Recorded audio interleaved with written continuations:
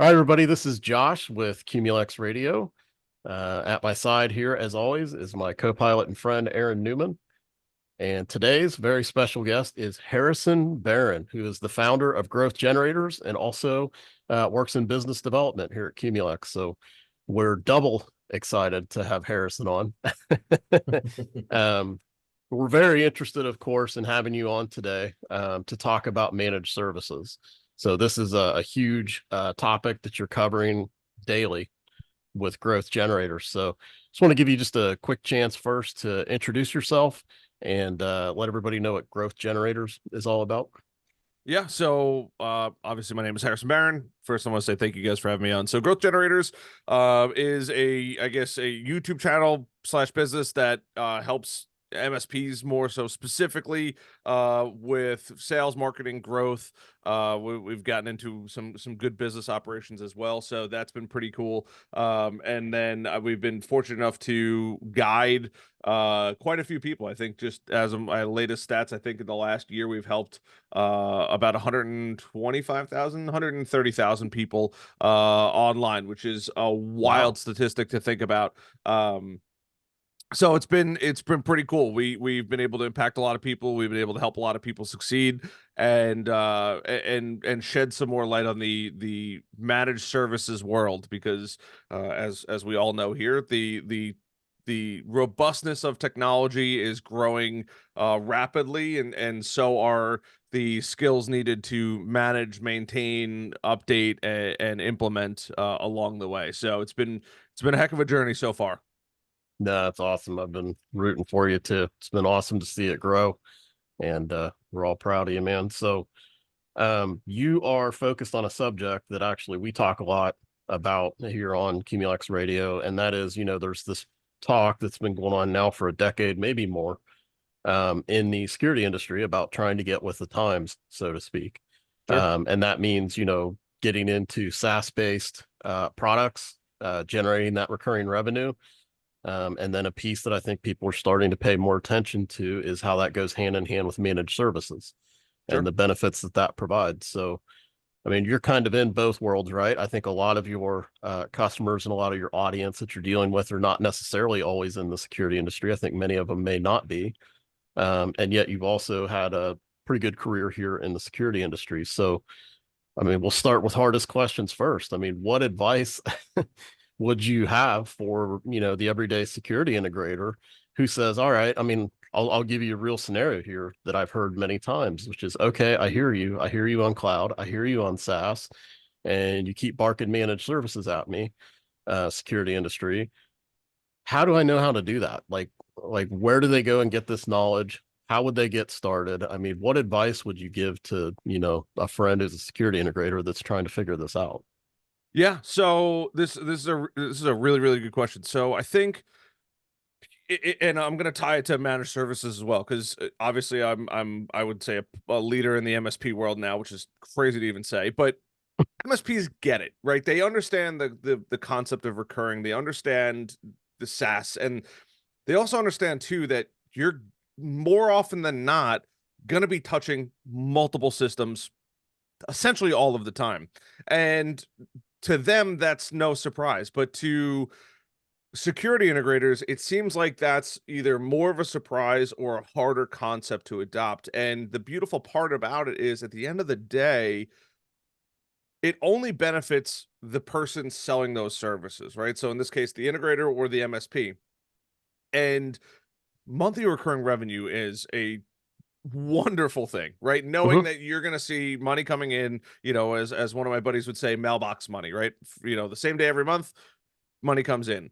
And I think with a lot of integrators, what I would say is start to expand, right? I see a lot of people with we'll say concrete shoes on that just don't want to move. They don't want to change, they don't want to adapt, and then they get upset about MSPs who are already touching printers, computers, servers, networks, switches, cloud, all of it, right? And they're like, "Oh, I can just make more money if I just take over the cameras instead of having to make an additional phone call to another business, which is usually an integrator," right? So I think that there's this very common blend that happens, right? And Mhm. typically they're not going to be getting involved in door controls or access control or anything like that. They don't Right. really want to set up Mercury boards, as Aaron has in the background here. It's very different, right? But the integrator as well is also touching a lot of that. And I think Hmm. that for integrators that are stuck in the traditional way, it's time to change, because you are going to be left in the dust as the early adopters, the early integrators that are taking over cloud and things like that are going to just keep zipping past you. And guess what? Now they're going to be making more money than they've ever made. They're going to be getting that recurring revenue. They're going to be selling subscriptions to their customers. Hmm. I mean, what isn't a subscription at this point? In all honesty, right? You pay from your Netflix bills to, I mean, I pay a monthly subscription to get my garbage taken out of my house. I gotta pay for that. Like, it's just another subscription. And the nice part is, if I want to stop it, you can essentially stop it whenever you want. So there has to be an adoption, and there also has to be an understanding and a bit of an agreement between integrators and the technology partners of MSPs, because MSPs more than likely are already there or are going to be there soon, and integrators can work hand in hand. The MSP doesn't mind not touching the cameras and the access control, but if the integrator is not going to be responsive, they're just going to take over as much as they possibly can with it, until they can't anymore, until they have to get somebody else involved. And I think that there's a very symbiotic relationship that can happen between integrators and the managed services world that a lot of people are not taking advantage of. No, that's interesting. So one thing I'm hearing there is, and I did this as an integrator, offering, I used to offer structured cabling, phone systems, security, different products to managed service IT companies, because they would, obviously they would have a great relationship with their customers, and their customers will come to them and say, hey, we're expanding our building, we're moving our location, we need to make upgrades. They'll have discussions about that with their, virtual CIO or whatever the role is that they meet with frequently. Yeah, I think that's good advice. You're basically saying, hey, one thing you could do is become friends with some of these MSPs and, be there to offer these services to them in essence. So I think that's very interesting. Do you have any recommendations for those that say, okay, but I want to maintain my customer relationships directly wherever I can? And so I'm hearing that I should be focused on recurring, and I'm hearing that managed services is so important. Are there good ways for them to get in? Because I'll tell you more specifically what I think is a challenge is, I think in the IT world, if you look at, and I may be older than you, so maybe I remember things in the olden days. Uh, I remember that, once we started getting into software as a service. So for example, I had an Exchange server, and it required a mountain of maintenance, and it sat in one of my racks. It sat in my personal data center in the IDF closet. And, that moved to where I could do an Office 365 subscription, and everybody would be a user. And then all of that was hosted, right? Sure. So it's eliminating a lot of that hardware. You get the idea. So as things progress that way, I feel like that is then when I started to see this managed services approach really take off. So, So yeah. that's kind of how it evolved for IT. I'm just wondering, how maybe now with, I guess, with our industry, it's a little different because that already happened. And so now that playbook's out there. And so they've kind of all figured it out. So what is a good way for them to say, okay, I know that that process exists, and I know that that's very successful in the IT world. That is a multi-billion-dollar industry. How do they get on a path and say, all right, I want to adapt that process to what we do in security? Sure. So I think I don't see a playbook yet, right? So anyone listening, if you want to create a playbook for other integrators, this is probably a good time to start building that thing out. But I think the conversation needs to happen between both parties, right? And Mhm. and then just a basic contract. Hey, either a non-compete or something of that nature where, hey, this is going to be our shared client. I'm going to be Mhm. taking care of, and just outlining the services. Integrators don't want to manage, at least a lot of them that I've spoken to, Office 365. They don't want to manage Azure, all the cloud suite, right? But they do want to manage what they're good at. And the other part of it Mhm. too is They already know the technical expertise, the megapixels of the cameras, the frame rate, Mhm. you know, the compression ratios, all of that. They already have the experience in that. MSPs, on the other hand, don't have experience in that, but they already have experience in all of the cloud. So I think it's a good conversation to have. And I think the fear of people intruding on your stuff, like, yes, are there going to be bad apples out there that are going to absolutely try to steal clients? I'd be perplexed to say no, but the lion's share have no interest in crossing the border across. Right, there might be some Right. blurred lines in there, but trust me, from what I've heard and the people I speak to on a regular basis, they're more than comfortable making the money that they're going to make doing what they already do. But a lot of times businesses don't have access control, right? They have cameras. Well, and then you have you have a customer who's like, well, I can't get a hold of my video guy. Is this something you can deal with? And then all of a sudden, yeah, I guess we'll figure it out, right? But if integrators take that step, and it goes both ways too. There's plenty of times where MSPs are dropping the ball as well. But if you really go above and beyond to help these businesses, the success that you can have is unmatched across the board, and just clearly defining whose roles and responsibilities are where. The world is your oyster at that point. Yeah. No, and I would say one thing that seems different with security versus telephone, because I used to do a lot of telephone systems each week in my previous life. And I remember thinking, well, that's very important to every business, and no one's going to take that over if they're not in the telephone industry. As it turns out, that was very simple once that became a hosted approach. I feel like the IT industry, the MSPs, primarily own that now. I don't see Joe's telephone trucks ever. Far I and few haven't between seen. now. I mean, unless you count AT&T and T, and they're probably installing internet. I mean, I don't ever see telephone company trucks ever running around anymore. I think that is all kind of been absorbed. And then I've I, had fears at times that, okay, if we don't get on it in this industry, I don't want that same kind of thing to happen. But if you think about it, and Aaron could probably back me up on some of this or opine because he's smart and I'm not. But I remember, dealing with access control. There were a lot of code issues. I mean, in fact, as an integrator, I would often have to also employ a locksmith to make sure that doors were up to code, to make sure that I wasn't buying a problem that I was now responsible for, to make sure that that remediation was included in the quote, tying things into the fire alarm. I mean, there's a lot of things that you're just not going to put in the cloud right now. When we yeah. get into all of that, I mean, do you think maybe then that maybe we are a little different? I mean, maybe there's more of a friendship play here with the MSPs versus we need to become MSPs or lose out to them. I think you're 100% right. And I think it's also the rate of adoption. I think with a lot of this, and Aaron, I'd love to hear your thoughts on this, but like, you have to adopt. The telephone companies knew that this existed, right? And VoIP was a thing, and VoIP was going to be there, and they did nothing about it. Right? There's still, I can't even believe, now it's thankfully less common, but there's still so many legacy phone providers that are still updating, we'll Mhm. call them breadboards out there. And it's like, why are you doing this to yourself? You are literally fighting the current for what?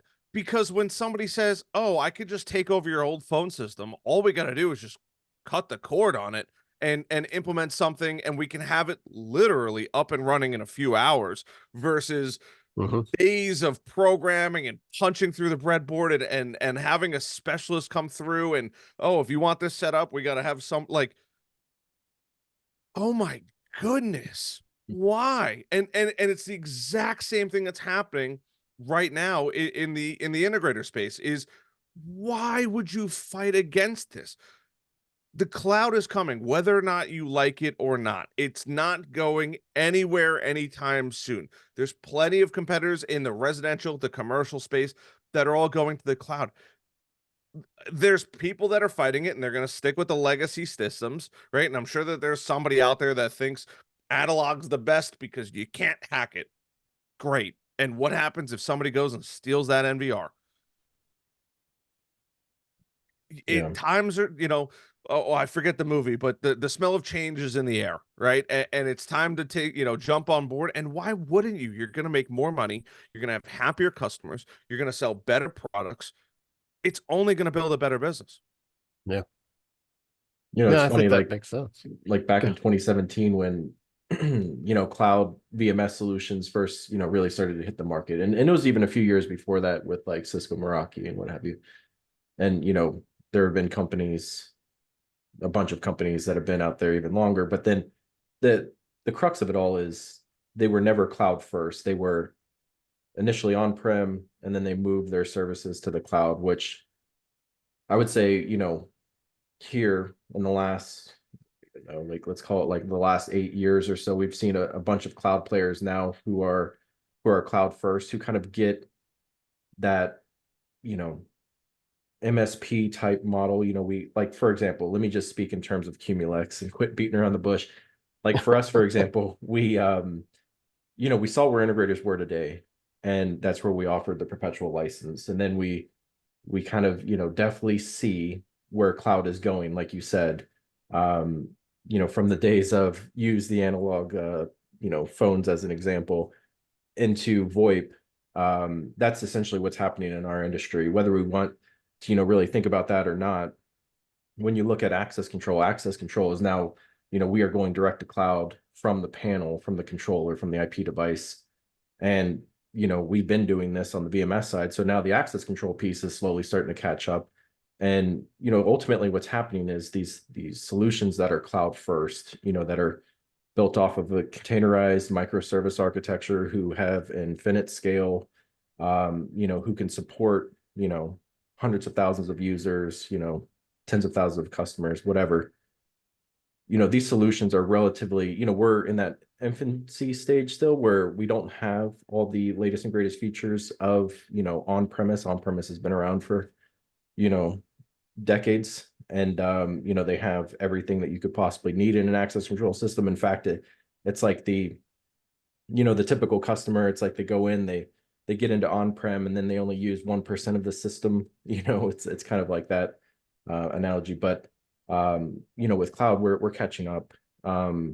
Every, I can see it here just in Qumulex, every release that we come out with, it's layering on more and more functionality and features. And then at the end of the day, we want to be friendly to both spaces, where we're playing, that hybrid role. But I do foresee us one day just, flipping the switch, and we're, 100% cloud, and, kind of feeding into that. Then, we're all VoIP at that point, so,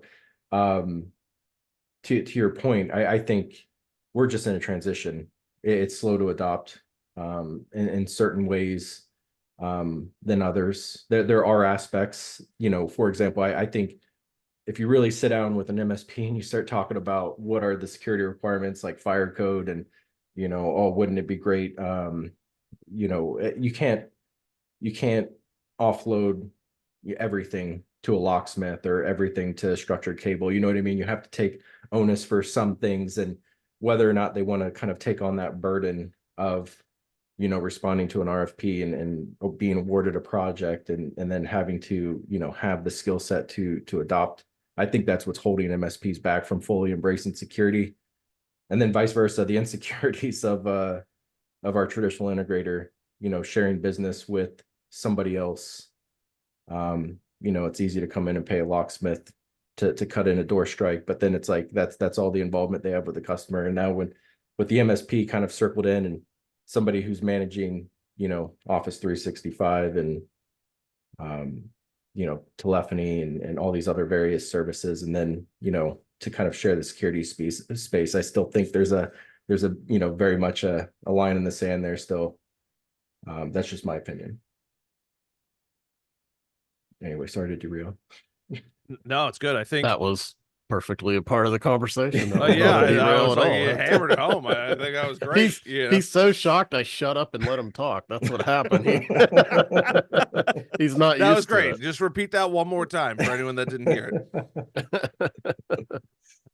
it. No, I do agree. I think, and I think the other beautiful part about the cloud and specifically Qumulex too is it gives integrators a tremendous amount of leverage, right? In the MSP world, we call it sticky, right? And whether or not Mhm. anyone wants to admit that this is a real thing, it is.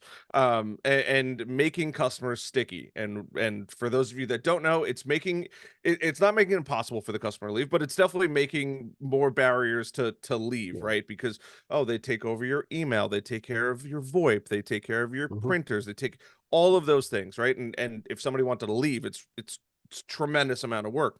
And I think that that's the other part of integrators that they don't fully understand, and some are adopting and they love it and they're like, no, this is great, this makes it super sticky, versus Mhm. others who are, that more traditional route. When you have a traditional system, you don't really have to be loyal to anybody. There's, they're kind of a dime a dozen. Oh, everybody knows that system because it's on prem, and they got to send somebody out there and they could just work on it and figure out those problems, which is great. But otherwise, make it a stickier situation. Hey, we're gonna take care of your VoIP, or not your VoIP, your cameras. We're gonna take care of your access control. Not only that, we're gonna cloud manage it. You need something to happen, boom, we're gonna be able to take care of it instantaneously, and having that customer experience be fantastic. Oh yeah, no, especially for the early adopters of Qumulex, yeah, good luck finding somebody else that can use their stuff, right? And make it a little bit more challenging for them to leave, because now you're going to bring on a new customer. You're going to get that beautiful monthly recurring revenue, and now you're making it a little bit more challenging for them to leave. But also, why would they? You're going to do a great job. It's easier for you to use. It's easier for them to use. It's kind of it has to be the natural progression. And once again, why fight against, I don't want to say the trend, because it's not a trend. The entire industry is slowly going that way. You don't win an award for running against the herd, or running the opposite way in a race. Nobody wins there, or you're definitely not going to win. Why not follow the pack and take the path of least resistance? And that's probably something I can't stress enough to some of these guys, and even the conversations I've had. Oh, well, this is how we've been doing it for years, especially in the fire service. Everybody in on my side at least knows that I was a fireman. Well, that's how we've been doing it for years. Well, now those strategies are going to get people killed, right? It's dangerous. You have to adopt and change as things change in the world. Follow the natural progression. There's a reason why Qumulex and all of these other companies are building what they built. Yes, it's to make money and to build a business, but at the end of the day, it's to help the end user and help the customer get from point Yeah. A to point B, which is the land of opportunity and success. Yeah.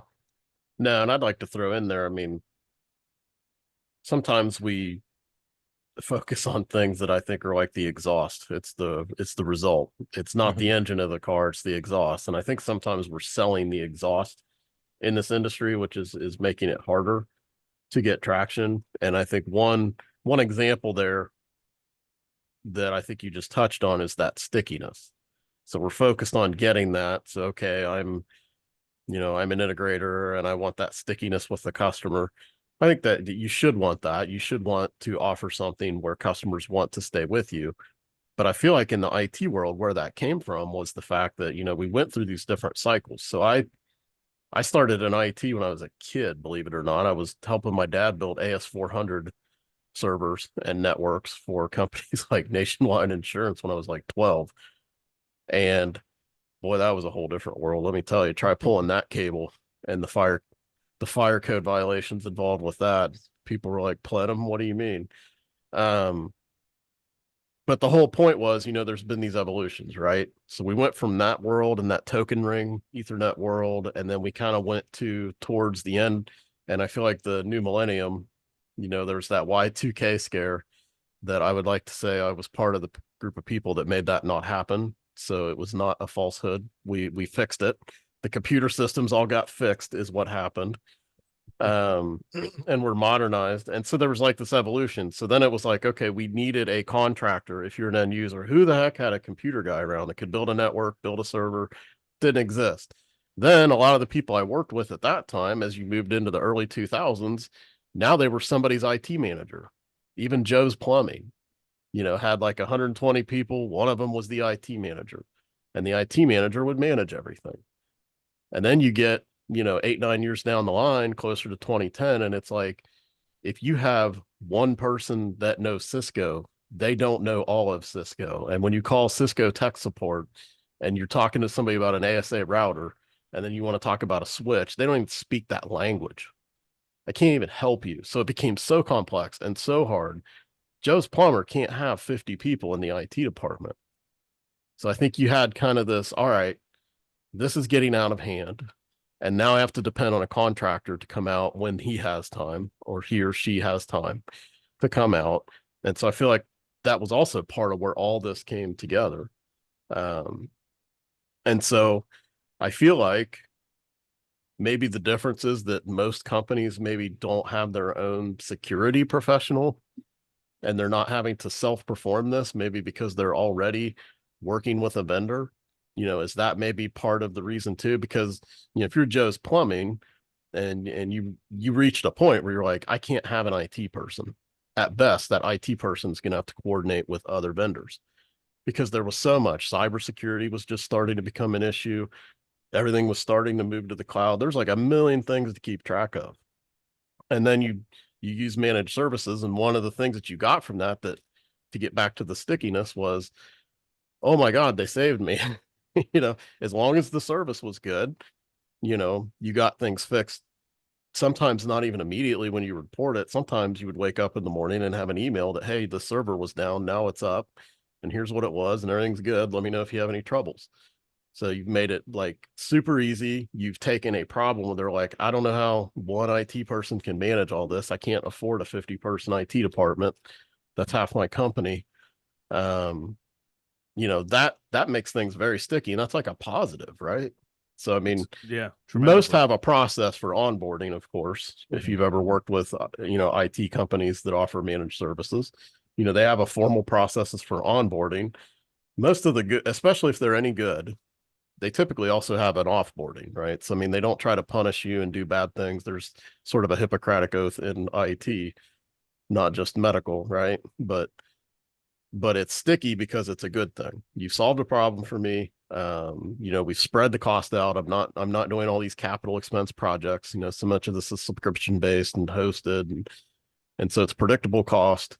You've solved this. How do I have an army of IT people now problem? I've solved my cybersecurity problem. I've solved all these, as you said. And I just wanted to put that positive spin on it, how this came about. It's like, that's a good sticky. Like you've not put somebody in a bad spot where now they Oh no, can't get rid of you're you. helping them. You've It's the saved them. best. Yeah. I mean, it's like, why, like, and get back to exactly what you said. Why would I get rid of this? Why would I change? Everything's fine.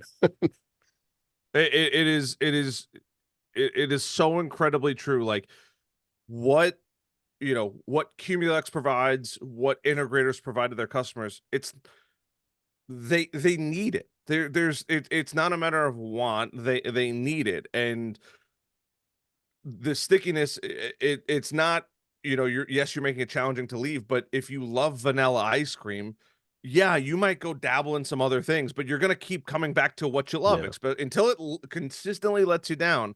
And that's the beauty of, I think, Qumulex and what integrators can do is, if MSPs have RMMs and PSA tools, right? Remote managing and monitoring and professional services automation, right? The integrator world has their own set of tools, and one of them is Qumulex. And being able to manage all of your customers' environments in one, a Meraki term, a single pane of glass, is a beautiful thing. Being able to go through and see, okay, whose environments, what do they look like, whose cameras are down, being able to push updates from one interface. Now you can take one person and amplify them dramatically, making them Mhm. not only more effective but more profitable for the business. So it's I don't think the double-edged sword is the right term, but it's a overall extreme net positive. Mhm. Having the cloud, having the ability to jump into these environments, making people more productive, and if they're not productive, they're sitting there and getting bored, and employees enjoy being valued and challenged at work. It's been proven since the beginning of time, right? There's most people's, there are some that want to take the easy way out, but the easy way out could be sitting there at your computer managing tons of environments and still helping all these people while you're watching Netflix. Like that's the beautiful part about it, right? You can do all of these things and you don't have to get in your car and say, well, let me go look at this device. Let me push an update to this camera. Like, no, it could all be done from whatever computer, that you're on, whatever browser-based device that Yeah. you're on. That's the beautiful part about it. Oh, you're at a job site and somebody else needs help really quick. You could literally jump on to your phone if you wanted to and do most of the work directly from your phone. It's only helping one person, right? Well, two, right? Your customer and you make your life easier. That it's just a beautiful thing when companies start to adopt the technology that is driving the industry. I love it. So you have a pretty wide audience, pretty big audience there with growth generators. I'm just curious, not security related. That traditional model of IT consultant that would sell you a block of hours and show up when you call, maybe if has time. There were some holdouts in years past. Or Sure. do you still have any that are coming to you now saying, okay, I missed the managed services train 12 years ago. Oh, Man, I need to get on board. Are they out there? more than I'd like to admit. Whoa. There's, I have conversations fairly regularly, oh, we're a break fix shop. That's crazy. Whoa. Like, yeah, I mean, I go to antique stores too sometimes. Like wild concept to be a break fix store. And look, to be fair, some people didn't know, right? There's a part of I didn't know, there's a part of I wasn't prepared, there was part of I didn't have the staff and the training and the resources, and that's part of what our goal is to create the resources so you can take that leap of faith, because they kind of existed, but they were not the best, right? And that's why we're so aggressive on YouTube. I mean, we produce 5 videos a week, Monday through Friday, right? And most of those videos are recorded between 10 o'clock at night and 1 o'clock in the morning when I'm most active. Truth be told. So it's that, but there's plenty of them out there, and there's also plenty of people that also are either working for somebody else that see what, once again, those industry trends of I get to work, they either want to build their own business, or there's things, most of these guys struggle with two main areas, which is sales and marketing, and Mhm. after that, right, then it's business operations. But taking that leap of faith, moving in the right direction, is doesn't have to be as challenging. So that's one of the cool parts about it. But there's definitely people out there, and there's definitely people out there that still sell blocks of hours, right? Those guys are typically doing a little better than the break fixes. Um, but there's also times too that, there's the break fix models, or the block of hours guys, that they're still dealing with like super antiquated technology. I mean, even 5 or 6 years ago, when I came out of the MSP world, one of the last conversations I had was with a extremely well-known company, and I'm not going to put them on blast, but they were running a DOS server, and the in-house guy was like, yeah, no, if this server goes down, this company's screwed. And he goes on eBay every month and he just buys more drives. So when a drive fails, he can literally swap them out. Like, he just didn't want to give in to change. So, and I haven't talked to this company, and I'd be very curious to have a conversation follow up with them. But like, at some point or another, you're talking about a 30-year-old server is going to fail massively, and a multi, maybe touching billion-dollar company, and that is how big this company was. And I know everyone here and most people in the, at least in the United States, have seen their stuff and used their stuff before. They are that big of a company, are still running on DOS. Mind Mhm. blowing to me. So there is a need, and now, a DOS engineer who probably lost their job years and years and years ago, are going to be able to charge $500 to $5,000 an hour to be able to go in and say, this is how we're going to fix this massive problem. And the expenses are just good, are going to keep getting bigger, and the talent pool is getting smaller and smaller, because those people are either retired, they're getting too old, or there's not enough work to keep them up to date on DOS. And The fact that I'm even saying that word on this podcast is mind blowing to me. I don't even think you can license that anymore. It like he showed me the server room and there wasn't he was like it was almost a clean room. There wasn't a speck of he's like, I can't have anything happen to any of this because if it does, my job is gone. Right. And he's like, I gotta keep it going for a couple more years till I can retire. Huh. And I'm like, that's cool. But who's taking over the nuke that has a timer? Like, you have done no service to anybody other than keep your job, right? It was truly crazy Yeah, that's to see that. think he's doing the wrong thing there, personally. So those people still exist. They're still Yeah, able to participate in technology and drive on the same roads that you drive on. they do. But Well, I remember when they announced AS400 was being officially discontinued, and I want to say it was like around 2012-ish, around that time frame. And I was sitting there giggling before the story continued, thinking, who's doing that? And they're like, so this will really impact John Deere. And I'm like, whoa. So yeah, I think, and sometimes the bigger you are, the harder it is to change. And I don't know if you're a racing fan, but McLaren, I think that was one of their issues when they started going downhill, was all of their development was being done on a single DOS laptop, like a compact brand compact. You ever seen one of those? I That used have to be a seen common those. brand, and Right. that hasn't existed. That's I like mean, a Radio HP bought them Shack. like 20 years Yeah. ago, man. I Yeah. mean, Um, so I mean, it's I believe that that's out there for sure. thankfully I'm a big fan of McLaren and they've come quite a ways. But They're over that hurdle. But man, was that Drive to Survive, Aaron? Or was I watching a different documentary when I That saw that? That might was have been it. Yeah. I was like, oh my That's God, are funny. you for real right now? That's how Well, they were designing the car. And I'm like, on a compact laptop from 2001. I mean, that's right. That's hey, funny.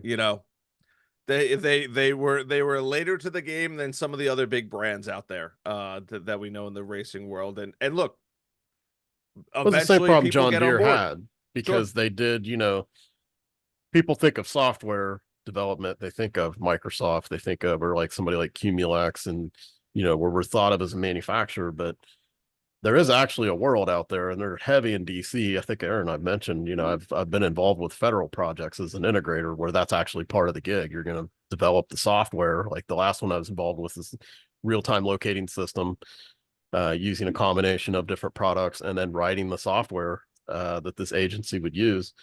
And I think what happened, like in the case of both, McLaren had someone develop the software for them that they used to put in all the different dynamics and key metrics and everything that they use to then develop the car.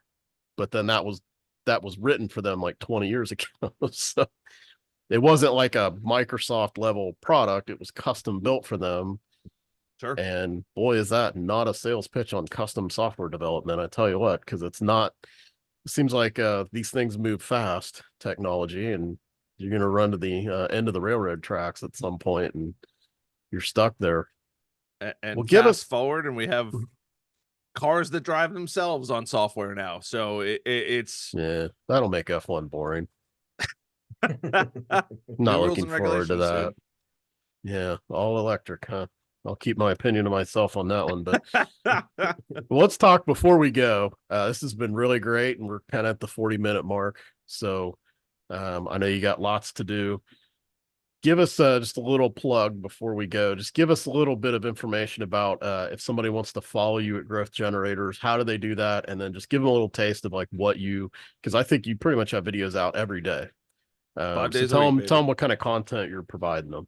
Yeah, so sales, marketing, some growth videos. We're going to be doing quite a bit of growth videos here, and then and by growth I mean now business operations and setting up businesses and how to set up, and how to keep parts of the business separated slash integrated together. But if you want to check us out, growth-generators.com, YouTube Growth Generators. It's a purple and black logo. It's definitely geared towards the MSP world, but I think there's a lot there that integrators can 100% take on. I'd probably be hard pressed to say that they can't. And it's very technology driven. We have a Discord of I think 500 plus now people in there. I'm actually curious to see. But it's truly 583 people, right? So it's been this crazy growth, and it's we've managed to build this wildly beautiful community of tech professionals and MSPs, and some people that aren't even MSPs. They're either in an MSP, they want to understand more about it. They're in sales and they want to learn. But is our number one mission is to just help as many people, especially in the technology world, as possible with sales, marketing, business operations. I don't know if we'll ever get in the super tech side of it. I think I'm trying to focus more on the areas that people struggle with. There's plenty of other big players out there that talk about tech, but that's the easiest way to find us and get a hold of us. I love it. And honestly, those things that you're focusing on, I think, are the bigger business challenge for a lot of, especially security integrators. When we talk about selling subscription-based services or going to managed services, I think one of their biggest challenges is they're built on a capital expense model. They're looking for projects and they have service departments, and it's a lot of change for them. So if you're in that boat, I think Harrison's going to have a lot of great information for you every day. And he makes it fun too. Something we try to do here at Qumulex Radio, and we're terrible at.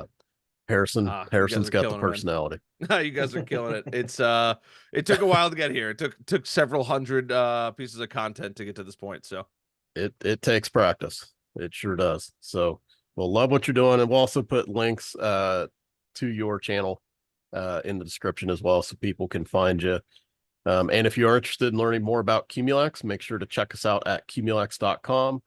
Aaron would also like to make sure that you like and subscribe. We have LinkedIn, Facebook, Instagram. Make sure you follow us on YouTube. All of our training videos, all the good stuff there. So that's our plug for the show. Although with Harrison here, I think we got a lot of good Qumulex plugs in today. I think we met our quota for the month. I like it. Got that box checked. So, all right. Well, this was awesome. This was eye-opening. And, again, make sure you follow Growth Generators and start thinking about how to change your business a little bit and modernize. I think it'll make your customers happier and it will pay you back as well. So that will be it for this episode. I'm Josh, Aaron. We will see you next time. Thanks.